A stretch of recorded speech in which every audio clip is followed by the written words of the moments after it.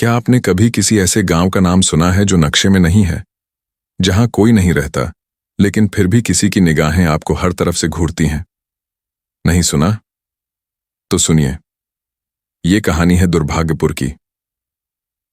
2019 की बात है। एक डॉक्यूमेंट्री टीम दिल्ली से निकली थी। इनका मकसद था भारत के ऐसे गांवों की खोज करना जो समय के साथ गुमनामी में खो चुके हैं।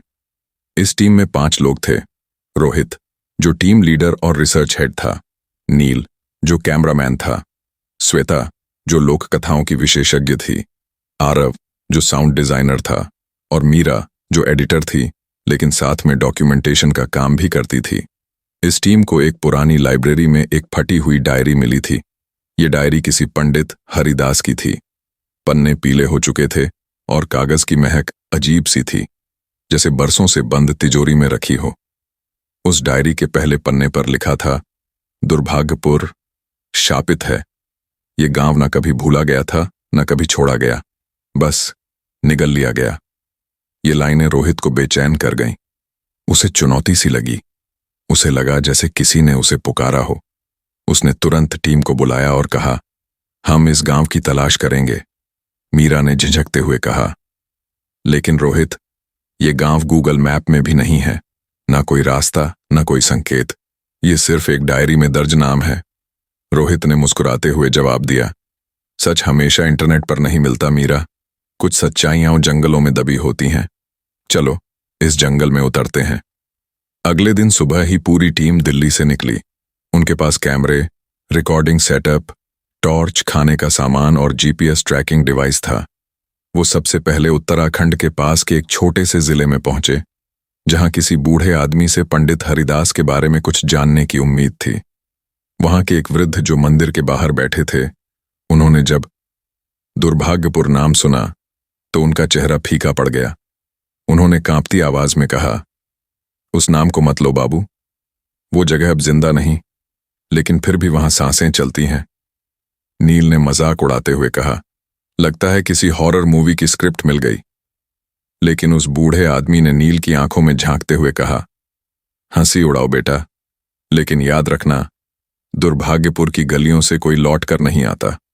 सिर्फ उसकी यादें बचती हैं, वो भी चीखती हुई। फिर भी टीम ने अपनी जिद नहीं छोड़ी। बूढ़े ने बताया कि वहां पहुंचने का एक ही रास्ता है। नरक घाटी नाम की एक घाटी पार करनी होगी, जो घने जंगलों से घिरी है। उस रास्ते पर न कोई बोर्ड है, न कोई निशान। लोग कहते हैं कि जीपीएस भी वहां काम नहीं करता। टीम के पास एक जीप थी। उन्होंने घाटी का रास्ता पकड़ लिया। धीरे धीरे रास्ता संकरा होता गया। मोबाइल सिग्नल चला गया। जीपीएस फ्रीज हो गया। मीरा ने घबराकर कहा, मुझे अच्छा नहीं लग रहा, हमें वापस चलना चाहिए। लेकिन रोहित ने कहा, हमें एक बार वहां पहुंचना है। अगर कुछ ना मिला तो लौट आएंगे।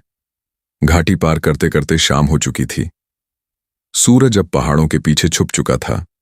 हवा में एक अजीब सी ठंडक थी, जो सिर्फ तापमान की नहीं थी, बल्कि जैसे कुछ अदृश्य चीज सांसें ले रही हो।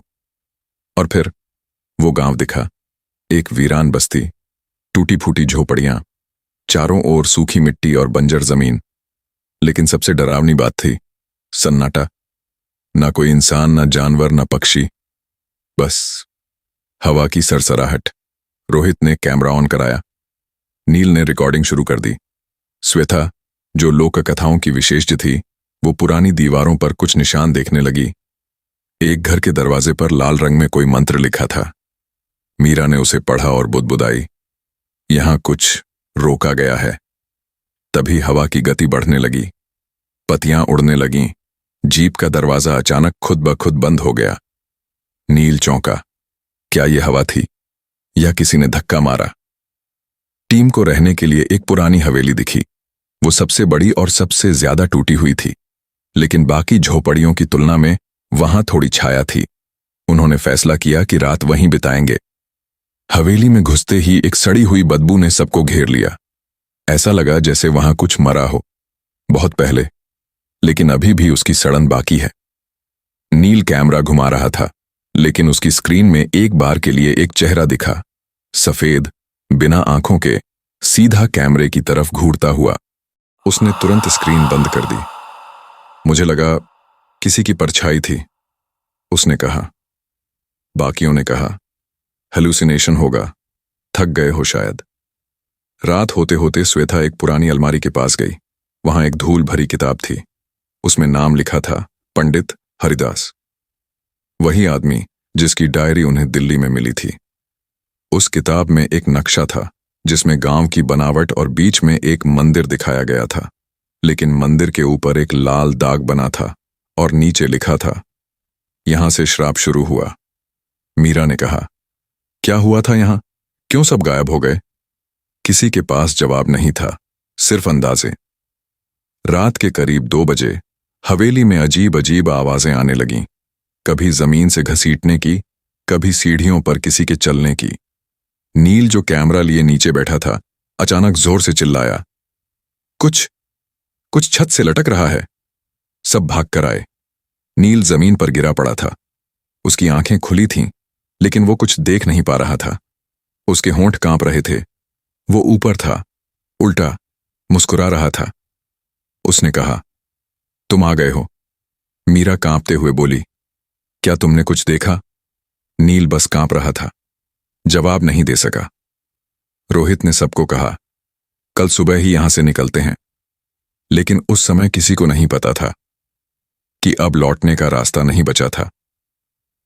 जिस पल उन्होंने हवेली में कदम रखा था, गांव ने उन्हें अपना हिस्सा बना लिया था। जहां नील जमीन पर गिरा पड़ा था, उसकी आंखें खुली थीं, मगर उसमें डर ही नहीं, एक अजीब सी गहराई भी थी, जैसे वो किसी और ही दुनिया की झलक देखकर लौटा हो।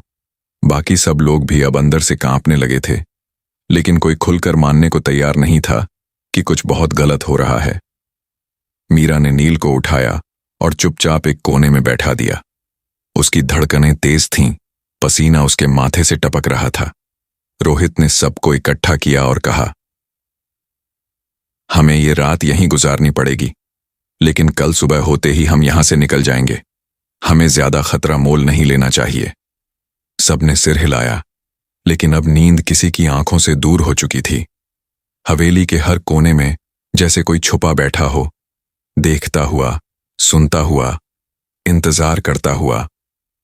सुबह होने तक किसी को नींद नहीं आई, मगर सूरज निकलने के साथ एक नई बात सामने आई। श्वेता गायब थी। उसका बिस्तर खाली था, उसके जूते वहीं थे, उसका बैग भी रखा था, लेकिन वह खुद NHI। मीरा चिल्लाई, श्वेता, कहां हो तुम? मजाक मत करो। लेकिन कोई जवाब नहीं आया। हवेली के हर कोने में खोजबीन की गई, कमरों की अलमारियां, सीढ़ियों के नीचे का हिस्सा, तहखाना, लेकिन श्वेता कहीं नहीं मिली। नील अब थोड़ा ठीक लग रहा था, लेकिन उसका चेहरा बुझा हुआ था। उसने धीमी आवाज में कहा, मुझे लगता है उसे वो ले गया। सबने उसकी तरफ देखा। कौन ले गया? नील ने सिर झुका लिया। जो छत से लटक रहा था, जिसने मुझसे कहा था तुम आ गए हो। उसकी बातों को सुनकर रोहित चुप हो गया। अब उसे भी इस जगह की गंभीरता समझ आ रही थी। इसी बीच आरव को हवेली की एक फर्श की दरार में कुछ चमकता हुआ मिला। जब उसने उसे खींचकर निकाला तो वो वही पुरानी डायरी थी, पंडित हरिदास की दूसरी डायरी। पहली डायरी जो उन्हें दिल्ली में मिली थी वो अधूरी थी, लेकिन ये पूरी थी। इसमें गांव का पूरा इतिहास दर्ज था। वो धीरे धीरे पढ़ने लगे और जो सामने आया उसने सबकी रीढ़ की हड्डी तक हिला दी। डायरी के मुताबिक दुर्भाग्यपुर कभी एक खुशहाल गांव था। लोग पूजा पाठ करते थे, त्योहार मनाते थे, खेतों में अनाज उगाते थे। लेकिन एक दिन गांव में एक अजनबी साधु आया। उसका नाम किसी को नहीं पता था। वह चुपचाप एक मंदिर के पास बैठा रहता था और रात को गाना गाता था, मगर वो गाने नहीं, मंत्र होते थे। धीरे धीरे गांव में अजीब घटनाएं होने लगीं। बच्चों की तबीयत बिगड़ने लगी, मवेशी मरने लगे और आसमान में काले पक्षी उड़ने लगे। लोग डरने लगे और गांव के पुजारी पंडित हरिदास ने साधु को रोकने की कोशिश की, लेकिन तब तक बहुत देर हो चुकी थी। साधु ने गांव पर एक श्राप डाल दिया। डायरी में लिखा था, मैंने उसे रोकने की कोशिश की, मगर वो इंसान नहीं था, वो खुद एक बलि था जिसे एक पुराने मंदिर में बांधकर मारा गया था, और अब वो हर 100 साल में वापस लौटता है अपनी अगली बलि लेने। और अगली पंक्ति थी, जो भी इस गांव में अजनबी होकर आता है वो अगली बलि बनता है। मीरा ने घबराकर पूछा, तो क्या हम अगली बलि हैं? नील ने सिर झुका लिया। रोहित का चेहरा अब गंभीर था। वो अब सिर्फ डॉक्यूमेंट्री नहीं बना रहा था, अब वो अपनी जान बचाने की जद्दोजहद में था। टीम ने फैसला किया कि उन्हें गांव छोड़ देना चाहिए, लेकिन जब वे हवेली से बाहर निकले तो देखा कि उनका वाहन जीप पूरी तरह जल चुकी थी। चारों टायर पिघल चुके थे, शीशे टूटे हुए थे और अंदर से सारा सामान काला हो गया था, जैसे किसी ने उसे रात में आग लगाई हो। अब उनके पास पैदल जाने का ही विकल्प बचा था। जंगल की ओर बढ़ते हुए रास्ता अब वैसा नहीं था जैसा उन्हें आते वक्त मिला था। अब वहां झाड़ियां इतनी घनी हो चुकी थीं कि अंदर जाना नामुमकिन लग रहा था, जैसे जंगल खुद उन्हें रोकना चाहता हो। और तभी एक डरावनी आवाज हवा में गूंजी, तुम लोग चले क्यों नहीं जाते? अब जब आ ही गए हो तो यहीं रुक जाओ। वो आवाज किसी के मुंह से नहीं, हवा से आई थी, जैसे पेड़, मिट्टी और आसमान मिलकर बोल रहे हों। सब भागकर वापस हवेली की तरफ लौटे, लेकिन रास्ते में आरव गिर पड़ा। जब बाकी सब मुड़े तो देखा कि आरव जमीन पर पड़ा है और उसके शरीर पर कीलें खुद ब खुद धंस रही हैं। वो चीख रहा था, बचाओ, कुछ मेरे ऊपर बैठा है। लेकिन वहां कुछ नहीं दिख रहा था। उसकी आंखें लाल हो गईं और फिर उसका शरीर शांत हो गया। वो वहीं मर गया। मीरा ने अपनी चीख रोकने की कोशिश की, लेकिन उसकी सांसें बेकाबू हो गईं। नील उसे पकड़े हुए रोहित से बोला, हमें वापस हवेली जाना होगा और उस मंदिर को ढूंढना होगा जो डायरी में बताया गया है। रोहित ने कहा, शायद वहीं इसका जवाब हो, क्यों ये गांव अब भी जिंदा है। अगली सुबह नींद ना होने के बावजूद उन्होंने गांव के बीचों बीच एक काले पत्थरों से बने पुराने मंदिर की तलाश की। वो मंदिर झाड़ियों के पीछे छिपा हुआ था और उस पर एक त्रिकोण बना था, जिसके बीच में एक आंख उकेरी गई थी। वो आंख जैसे अभी भी उन्हें घूर रही हो। मंदिर का दरवाजा खुला नहीं था। उसे धक्का देना पड़ा। जैसे ही दरवाजा खुला, एक ठंडी हवा का झोंका बाहर निकला और साथ ही एक अजीब सी गंध जो इंसानी खाल की तरह महक रही थी। मंदिर के अंदर अंधेरा था। उन्होंने टॉर्च जलाई। सामने एक चबूतरा था और उस पर लिखा था, यहां हर 100 साल पर एक बलि चढ़ती है। आज वह दिन है। नील ने धीरे से कहा, हमारे आने का समय संयोग नहीं था, ये बुलावा था। और तभी उन्हें मंदिर के कोने में पड़ा एक कपड़ा दिखा। वह श्वेता का दुपट्टा था। मीरा ने दौड़कर उसे उठाया और रोने लगी। रोहित ने कहा, श्वेता जिंदा हो सकती है, हमें अंदर जाना होगा। और वो सब उस मंदिर की गहराइयों में उतर गए, जहां प्रकाश की कोई जगह नहीं थी और अंधेरा सांसें ले रहा था। लेकिन नीचे क्या था? किसका इंतजार था वहां? और सबसे अहम सवाल, क्या ये उनकी आखिरी सुबह थी? अंधेरा इतना गहरा था कि टॉर्च की रोशनी भी उसमें खो जाती थी। जब रोहित, नील और मीरा उस पुराने मंदिर के तहखाने की ओर नीचे उतरने लगे तो हर कदम के साथ एक अजीब सी सरसराहट उनके कानों में गूंजती जा रही थी। ऐसा लग रहा था जैसे कोई बार बार उनका नाम पुकार रहा हो, फुसफुसाते हुए, धीरे धीरे, जैसे एक पुरानी आत्मा अपनी नींद से जाग रही हो। उन सीढ़ियों को गिनना भी मुश्किल था, क्योंकि वो कभी खत्म ही नहीं होती थीं। पत्थर की दीवारें नम थीं और जगह जगह लाल धब्बे थे, जो देखकर साफ समझ आता था कि वो खून के थे, पुराना सूखा हुआ खून। नील ने आगे चलते हुए बुदबुदाया, ये जगह इंसानों की नहीं लगती, ये कोई और ही दुनिया है। मीरा का चेहरा डर से पीला पड़ चुका था, लेकिन फिर भी उसके हाथ कांपते हुए भी उस श्वेता के दुपट्टे को थामे हुए थे जो उन्होंने मंदिर के ऊपर पाया था। उसे अब भी उम्मीद थी कि श्वेता जिंदा हो, कहीं नीचे छुपी हो और वो उसे बचा पाएंगे। आखिरकार जब उन्होंने नीचे की आखिरी सीढ़ी पर पैर रखा तो सामने एक बड़ा हॉलनुमा कमरा खुला। छत इतनी ऊंची थी कि टॉर्च की रोशनी वहां तक नहीं पहुंच पाई।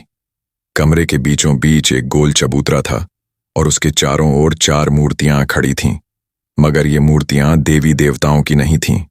ये विकृत चेहरे वाली आकृतियां थीं, जिनके हाथों में इंसानी खोपड़ियां थीं। उन मूर्तियों की आंखें लाल रंग की थीं, जैसे उनमें किसी आत्मा की झलक हो। मीरा ने डरते हुए पूछा, ये कौन सी मूर्तियां हैं? मैंने तो कभी ऐसे रूप नहीं देखे। रोहित ने डायरी से वो पन्ना निकाला जिसमें मंदिर का नक्शा और विवरण था। उसने धीरे से पढ़ा, ये 4 रक्षक हैं जो बलि की आत्मा को बाहर नहीं निकलने देते। जब बलि पूरी नहीं होती तब तक वो जंजीर में बंधा रहता है, लेकिन अगर कोई अजनबी खुद कदम रख दे इस भूमि पर तो बलि अधूरी नहीं रहती। नील ने यह पढ़कर गहरी सांस ली। मतलब हम ही वो बलि हैं। हमें बुलाया गया है। हमारे आने की योजना पहले से थी। इससे पहले कि कोई कुछ और कहे, कमरे के एक कोने से एक धीमी घुटती हुई कराह की आवाज आई। तीनों ने टॉर्च उस तरफ घुमाई। वहां एक पत्थर की दीवार के पास एक व्यक्ति जमीन पर पड़ा था। उसके हाथ रस्सियों से बंधे थे और शरीर पर कई जगहों से खून बह रहा था। उसके चेहरे पर धूल और चोट के निशान थे। मीरा ने जोर से चिल्लाया, श्वेता। हाँ, वो श्वेता ही थी। उसे देखकर मीरा की आंखों से आंसू बह निकले। तीनों दौड़कर उसके पास पहुंचे और रस्सियां खोल दीं। श्वेता की आंखें मुश्किल से खुल रही थीं। उसने कांपते हुए कहा, वो अब भी यहीं है। वो इंतजार कर रहा है। कौन? रोहित ने पूछा। श्वेता ने कांपते होठों से एक ही नाम लिया, वो जो उल्टा लटकता है। नील की सांसें एक बार फिर अटक गईं। वही दृश्य फिर उसकी आंखों में उभरने लगा। छत से उल्टा लटकता हुआ चेहरा, बिना पलक झपकाए घूरता हुआ। तभी पूरे तहखाने में हवा एकदम भारी हो गई। टॉर्च की रोशनी मंद पड़ने लगी और फिर अचानक मंदिर के एक कोने से एक डरावनी आवाज गूंजी, अब तुम सब यहीं रहोगे। वो आवाज इंसानी नहीं थी, गहरी, फटी हुई, जैसे किसी जानवर और इंसान के बीच की कोई चीज बोल रही हो। एक परछाई दीवार से अलग होकर उठने लगी। उसका आकार धीरे धीरे इंसान जैसा होता गया, मगर वो उल्टा था। उसके सिर की जगह पैर थे और आंखें पेट पर बनी थीं। वो रेंगता हुआ मंदिर के बीचों बीच चबूतरे पर आ गया। मीरा चीखी, ये क्या है? ये इंसान नहीं है। रोहित ने सबको पीछे हटने को कहा, लेकिन परछाई अब उनके सामने आ चुकी थी। वो चारों मूर्तियों के बीच खड़ी हो गई और मूर्तियां धीरे धीरे टूटने लगीं, जैसे अब रक्षकों की जरूरत नहीं रही। नील ने कैमरा निकालकर रिकॉर्डिंग शुरू कर दी, लेकिन कैमरा जैसे झंझना गया और अपने आप बंद हो गया। हम क्या करें? मीरा ने रोते हुए पूछा। तभी रोहित को डायरी में एक और पन्ना याद आया, जिसमें एक मंत्र लिखा था। उसने डायरी निकाली और कांपते हुए वो पंक्तियां पढ़नी शुरू की। ओं त्र्यंबकम यजामहे सुगंधिन पुष्टिवर्धनम। जैसे ही रोहित ने मंत्र पढ़ना शुरू किया, चारों मूर्तियों के टूटे हिस्से दोबारा जुड़ने लगे। परछाई एकदम रुकी। उसका शरीर कांपने लगा, जैसे उसे बांधने की कोशिश हो रही हो। मगर तभी परछाई ने एक जोर की चीख मारी और हवा में गायब हो गई। लेकिन उसकी जगह मंदिर की दीवारें कांपने लगीं, पत्थर गिरने लगे, धूल उड़ने लगी और ऐसा लगा जैसे पूरा मंदिर ही ढह जाएगा। श्वेता को उठाकर सबने बाहर भागने की कोशिश की। सीढ़ियां अब पीछे छिप चुकी थीं। अंधेरे में रास्ता साफ नहीं था। रोहित ने अपनी टॉर्च आगे की, लेकिन वहां अब सिर्फ दीवार थी। सीढ़ियां कहाँ गईं? मीरा चिल्लाई। नील ने दीवार पर हाथ मारा। हमें फंसाया गया है। तभी मंदिर के अंदर से बच्चों की हंसी सुनाई दी, धीमी, डरावनी, एकदम असली। श्वेता ने रोते हुए कहा, वो आत्माएं हैं जो पहले बलि चढ़ चुकी हैं, अब वो खेल रही हैं। दीवार के पास एक कोना था जहां एक छोटा दरवाजा दिखा। रोहित ने धक्का मारा। वो खुल गया। अंदर एक और सुरंग थी, संकरी और अंधेरी। उसी सुरंग से सब रेंगते हुए अंदर गए। रास्ता लंबा था और हवा इतनी ठंडी कि सांस लेना मुश्किल हो रहा था, मगर यही उनका एकमात्र रास्ता था बाहर निकलने का। करीब 15 मिनट की घुटन भरी चढ़ाई के बाद ऊपर एक लकड़ी का दरवाजा मिला। नील ने उसे धक्का दिया और वो खुल गया। वे सब एक बार फिर ऊपर आ चुके थे, मंदिर से बाहर, लेकिन उसी गांव में। सूरज अब डूब चुका था। हवा में और भी गहरापन था और तभी उन्हें एहसास हुआ, गांव अब वैसा नहीं था जैसा उन्होंने पहले देखा था। अब वहां झोपड़ियां नहीं थीं। हर तरफ सिर्फ जलते हुए पेड़ थे और बीच में एक विशाल चिता जल रही थी। उस चिता पर आरव की लाश रखी थी और उसकी आंखें अब भी खुली हुई थीं, सीधी आसमान की ओर। मीरा ने अपनी आंखें बंद कर लीं और जोर से चीख मार दी, लेकिन उस चीख में अब डर नहीं था। अब वो चीख निराशा थी, हिम्मत टूटने की थी। हमें यहां से बाहर निकलना होगा, रोहित ने कहा। अब और देर नहीं। श्वेता अब भी होश में नहीं थी। उन्होंने उसे कंधे पर उठाया और गांव की दूसरी तरफ बढ़े, जहां से वे पहले अंदर आए थे। लेकिन जैसे ही वो घाटी की ओर बढ़े, रास्ता फिर से गायब हो गया। जैसे उस जगह ने अपनी हर गली बदल ली हो, जैसे वो जिंदा हो और अब खेल रही हो। नील ने जमीन पर बैठकर कहा, हम सब खत्म हैं। ये गांव हमें छोड़ने नहीं देगा। मीरा ने कांपते हाथों से श्वेता के दुपट्टे को खोला। उसमें एक पुरानी ताबीज निकली। श्वेता ने बेहोशी में बुदबुदाया, ये उसे वापस बांध सकती है, मंदिर के नीचे, मंत्र के साथ। रोहित की आंखों में एक आखिरी उम्मीद जगी। हमें वापस मंदिर में जाना होगा, उसी तहखाने में, और इसे वहीं छोड़ना होगा।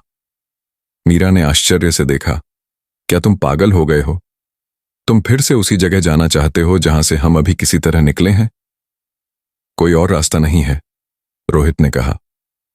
और एक बार फिर वो तीनों उसी मंदिर की ओर बढ़ने लगे, उसी जगह की ओर जहां अंधेरा सांसें लेता है और मौत उनका इंतजार कर रही थी। जब मैं उस रात बिस्तर पर लेटा था तो नींद मेरी आंखों से कोसों दूर थी। दीवार की छाया, खिड़की से आती धीमी हवा की सरसराहट और बाहर किसी उल्लू की आवाज, सब कुछ जैसे मिलकर एक डर का माहौल बना रहे थे। मेरी आंखें बंद थीं, पर मन जाग रहा था। मैं सोच रहा था उस गांव के रहस्यों के बारे में, उस बाबा के बारे में जिसने मुझे रात में गांव के बाहर न निकलने की चेतावनी दी थी, और सबसे ज्यादा उन 3 चेहरों के बारे में जो मुझे उस वीरान हवेली की खिड़की से झांकते दिखाई दिए थे। अगली सुबह सूरज कुछ देर से उगा। चारों तरफ कुहासा फैला हुआ था और वातावरण अजीब रूप से ठंडा था।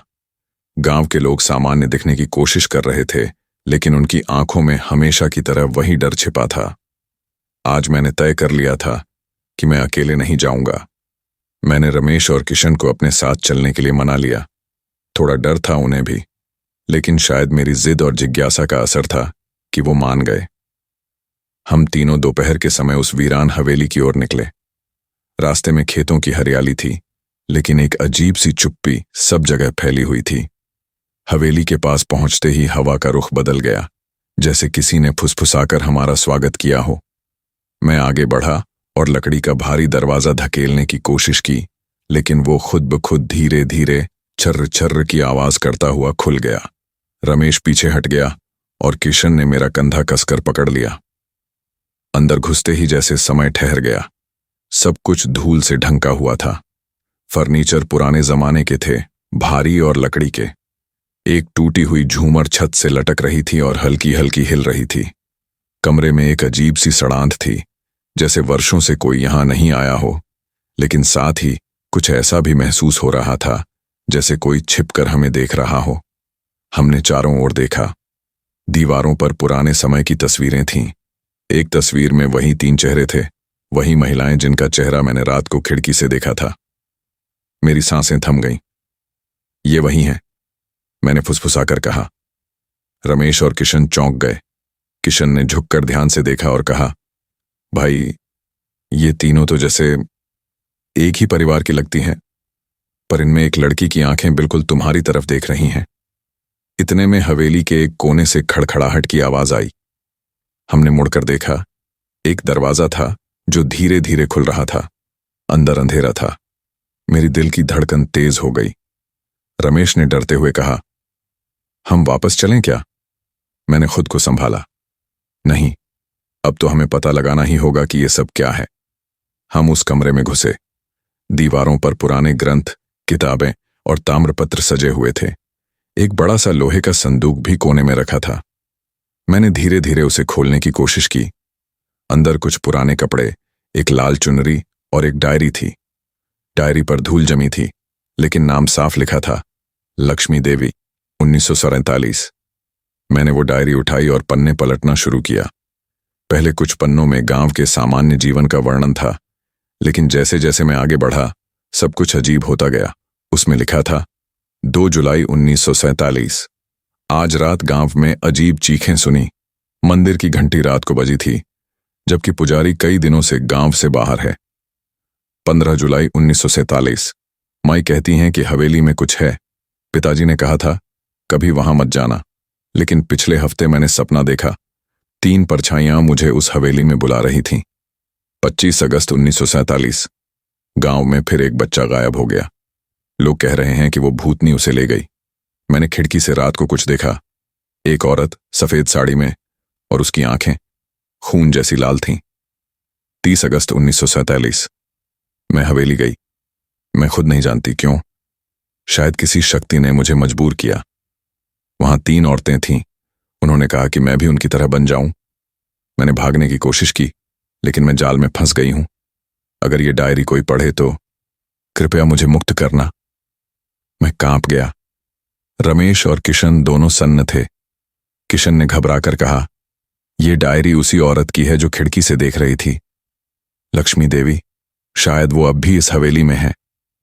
इतने में हवेली की दीवारें जैसे कांप उठीं, ऊपर से धूल गिरने लगी और झूमर जोर से हिलने लगी।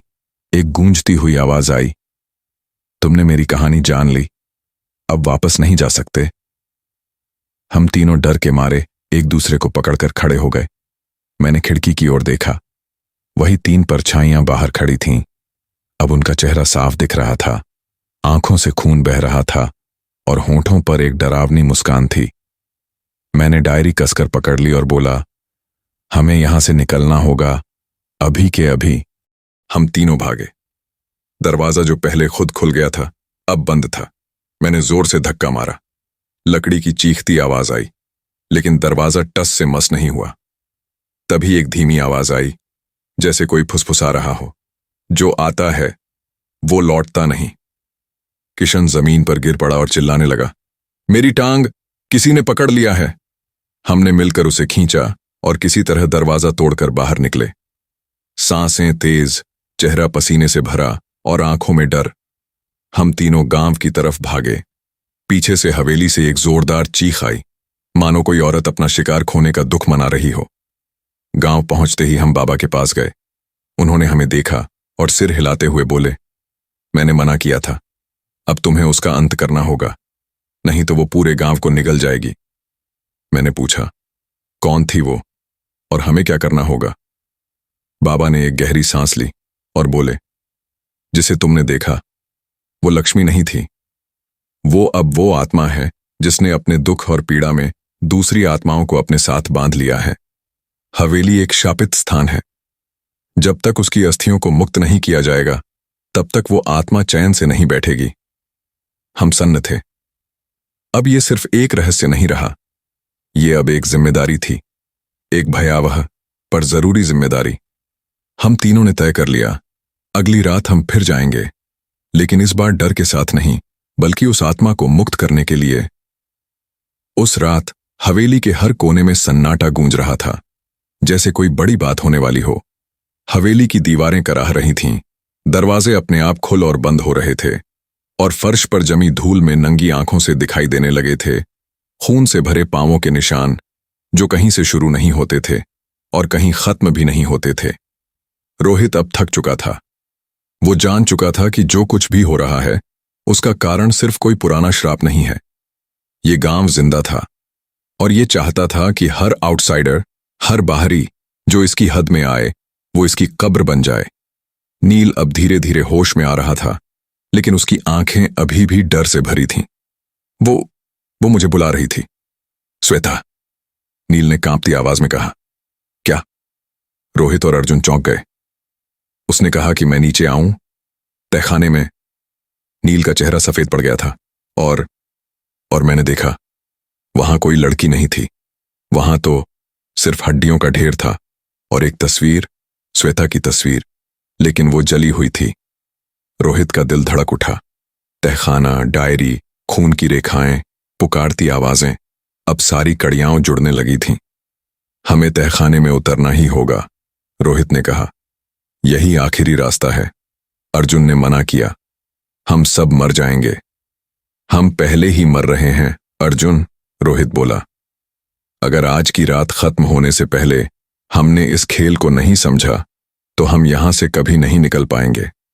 तीनों ने एक एक टॉर्च पकड़ी और नीचे तहखाने की ओर बढ़े। सीढ़ियां लकड़ी की थीं, पुरानी और सड़ी हुई। हर कदम पर आवाज आती थी, जैसे कोई ऊपर से नहीं बल्कि नीचे से आ रहा हो। तहखाना अंधेरे से भरा था, लेकिन जैसे ही रोहित ने टॉर्च की रोशनी घुमाई, सामने एक विशाल दरवाजा नजर आया। लोहे का, जंग लगा हुआ, लेकिन उसके ऊपर कुछ खुदा हुआ था। जो सच को देखेगा वो खुद को खो देगा। तीनों ने एक दूसरे की तरफ देखा। सांसें रुकी हुई थीं, लेकिन रोहित ने बिना कुछ कहे दरवाजा खोला। अंदर का दृश्य ऐसा था जैसे किसी दूसरे युग में चले गए हों। पत्थरों की दीवारें, बीच में एक बड़ा चबूतरा और चारों ओर दियों की बुझी हुई कतारें। चबूतरे पर एक शव पड़ा था, सूखा हुआ, पर उसका चेहरा जिंदा था। आंखें खुली थीं और सीधा रोहित की ओर देख रही थीं। अर्जुन कांप उठा। ये कौन है? उसने पूछा। शायद यही पंडित हरिदास है, रोहित ने धीमे से कहा, जिसने वो डायरी लिखी थी। लेकिन तभी चारों ओर से एक अजीब सी हवा चलने लगी। दियों में अपने आप आग जल गई और तहखाना कंपाने लगा। दीवारों पर पुरानी आवाजें गूंजने लगीं। शाप अधूरा है। जिसने मंदिर गिराया वो चिरकाल तक शापित रहेगा। जिसने गांव की सीमा पार की वो लौटेगा नहीं। फिर वो शव, जो अब तक निर्जीव था, उसकी आंखें चमक उठीं और उसने अपनी सूखी उंगलियों से रोहित की ओर इशारा किया। तू है जिसने प्रवेश किया, तू ही खोलेगा द्वार। रोहित चौंका। क्या मतलब? कौन सा द्वार? शव के होंठ हिले, एक धीमी सरसराती आवाज में, जैसे हवा से फिसलती हो। मुक्ति का द्वार, जिसे खोलने से पहले तुझे त्यागना होगा सब कुछ। रोहित समझ नहीं पाया। तभी उसकी टॉर्च खुद ब खुद बंद हो गई। अंधेरे में कुछ हिलता हुआ महसूस हुआ, जैसे कई छायाएं आसपास घूम रही हों। नील चीख पड़ा। अर्जुन की सांसें तेज हो गईं और तभी श्वेता की आवाज गूंजी। रोहित। वो आवाज किसी कोने से नहीं, बल्कि सीधा रोहित के अंदर से आ रही थी। तू मुझे छोड़कर गया था, अब मैं नहीं जाऊंगी। रोहित ने देखा, चबूतरे के पीछे एक दरवाजा खुल रहा था, धीमे धीमे, और उस दरवाजे से एक लाल रोशनी आ रही थी, जैसे भीतर आग हो। यही है मुक्ति का द्वार, रोहित बुदबुदाया। तीनों उस दरवाजे की ओर बढ़े, लेकिन जैसे ही उन्होंने कदम रखा, जमीन कांपने लगी।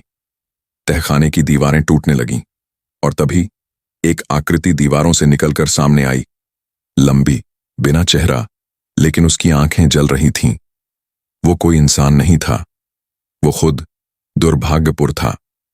उसने अपनी लंबी उंगलियों से अर्जुन की ओर इशारा किया, और अर्जुन की चीख हवेली के हर कोने में फैल गई। उसकी आंखें पल में सफेद हो गईं और शरीर हवा में उठने लगा। भागो! रोहित चिल्लाया। नील और रोहित दरवाजे की ओर दौड़े, लेकिन दरवाजा बंद हो गया। फिर वही आवाज गूंजी। मुक्ति उन्हीं को मिलती है जो अपने पापों को स्वीकारते हैं। रोहित घुटनों पर गिर पड़ा। उसकी आंखों से आंसू बहने लगे। मैंने मंदिर गिराया था। मुझे लगा वो सिर्फ एक इमारत है, लेकिन वो कुछ और था। मैंने गांव की आत्मा को जगा दिया। उसके ये बोलते ही दरवाजा फिर से खुल गया। भीतर एक सुरंग थी, लंबी, सीधी और जलती हुई दियों से सजी। रोहित और नील उसमें घुस गए। सुरंग के अंत में एक खुला मैदान था, और मैदान के बीचों बीच एक छोटा सा मंदिर। मंदिर टूटा फूटा था, लेकिन उसका गर्भगृह अब भी चमक रहा था। रोहित ने मंदिर की सीढ़ियों पर घुटने टेक दिए। उसने कहा, मैंने गलती की, मुझे माफ कर दो, इस गांव को छोड़ दो। तभी हवा शांत हो गई और एक धीमी सी घंटी बजी, जैसे मंदिर फिर से जीवित हो गया हो। पीछे देखा, नील गायब था। फिर मंदिर के भीतर से आवाज आई, एक को रहना होगा, तभी बाकी जा सकेंगे। रोहित समझ गया। उसकी आंखें भर आईं। उसने मंदिर के द्वार की ओर देखा और मुस्कुराया। अगर यही कीमत है तो मैं तैयार हूं। उसने अपने कैमरे और डायरी को मंदिर की चौखट पर रखा ताकि जो कोई इस गांव में आए वो सच्चाई जान सके। और फिर चारों तरफ तेज रोशनी फैल गई। हवेली, तहखाना, छायाएं सब गायब होने लगीं। अगली सुबह एक गांव के किनारे एक युवक मिला, नील। वो बेसुध पड़ा था, हाथ में एक डायरी और कैमरा। लोगों ने पुलिस को बुलाया, लेकिन वहां से कोई सुराग नहीं मिला कि वो किस दिशा से आया था। नील अब भी जिंदा है, लेकिन बोल नहीं सकता। बस कभी कभी रात को वह एक ही बात बड़बड़ाता है। वो अभी भी वहां है, वो अब भी गांव का रक्षक है। और जो कैमरे में आखिरी वीडियो मिली, उसमें रोहित मंदिर के द्वार पर बैठा दिख रहा था, हाथ जोड़कर, मुस्कुराते हुए। लेकिन उसकी आंखों में कुछ था, एक गहराई, एक अंतहीन शून्यता। अब दुर्भाग्यपुर दोबारा किसी नक्शे पर नहीं है, ना ही डायरी में उसका जिक्र है। लेकिन कुछ लोग कहते हैं, अगर आप चंद्र ग्रहण की रात पहाड़ियों के पीछे की पुरानी सड़क से जाओ तो एक पत्थर पर कुछ लिखा दिखता है। यहां वो सो रहा है जो दूसरों को बचाने के लिए खुद शापित हुआ। और तभी एक धीमी घंटी सुनाई देती है। ये कहानी वहीं खत्म होती है जहां सन्नाटा सबसे ज्यादा बोलता है। दुर्भाग्यपुर अब भी नक्शों से गायब है, लेकिन उन लोगों की यादों में जिंदा है जो वहां कभी गए थे, या शायद अब भी वहीं है। अगर कभी किसी सुनसान रास्ते पर चलते हुए तुम्हें एक टूटी हुई पगडंडी दिखे और हवा अचानक ठंडी हो जाए, तो रुक जाना। शायद तुम दुर्भाग्यपुर के रास्ते पर हो। और याद रखना, हर गांव भुला नहीं जाता, कुछ गांव खुद को भुला देते हैं ताकि कोई लौट न सके। दुर्भाग्यपुर भी उन्हीं में से एक है। सावधान रहना, और अगर रात में कोई तुम्हें नाम से पुकारे तो पीछे मत मुड़ना, क्योंकि वहां कोई नहीं होगा, या शायद कोई होगा ही नहीं।